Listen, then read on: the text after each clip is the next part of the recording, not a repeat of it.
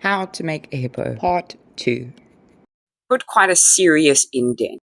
Think about it like you're opening his mouth, almost like you're giving him a bottom jaw. It doesn't need to be big, because all we're going to do is put 2 little teeth underneath that top jaw. Now make sure your placement and your sizing is right.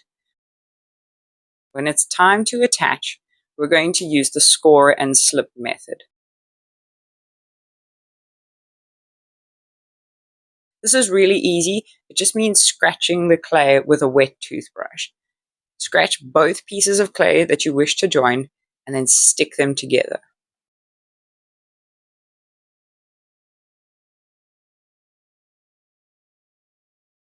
Now we need to do more to the join of the clay to make sure that it's strong and not going to fall apart. So we're going to use our paddle and very, very gently work around the join of the clay, creating a nice strong seam. Then you can use a sponge and you can go and smooth out that seam. Now that the teeth are securely attached, on the tippity top of his nose, go and make a little indent. This is going to help raise up the parts where the hippo's nostrils need to be. So now I've got these 2 little raised parts for the nostrils. I'm going to use the back of my paddle. Maybe you can use a bit of a fork or something, and just put 2 little holes for the nostrils.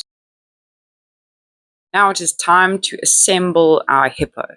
So we're going to use the same score and slip method. Go and scratch both pieces of clay that you want to join. Once they're well scratched and pretty damp, stick them together. For the head and the neck, I like to paddle all the way around the top, but leave a little bit at the bottom to give him a really nice double chin. So I've made the join secure pretty much all the way around except for a little bit at the bottom, and now I've sponged it out. Now I'm scratching the neck and the body and making that attachment secure all the way around with my paddle. And again, I'm going to follow the paddle with a sponge. If you find that your hippo's head is too heavy and it wants to fall down, it's just because wet clay is heavy. So pop a sponge underneath his head to give him support until he dries. Adding on the hippo's ears is also really simple. Scratch both pieces of clay and then give it a very, very gentle paddle and a sponging. If you're enjoying this video, be sure to check out our Etsy shop for all of our other pottery tutorials. Oh, and of course, if you've got a bit of clay left over, you can always add a little tail to your hippo.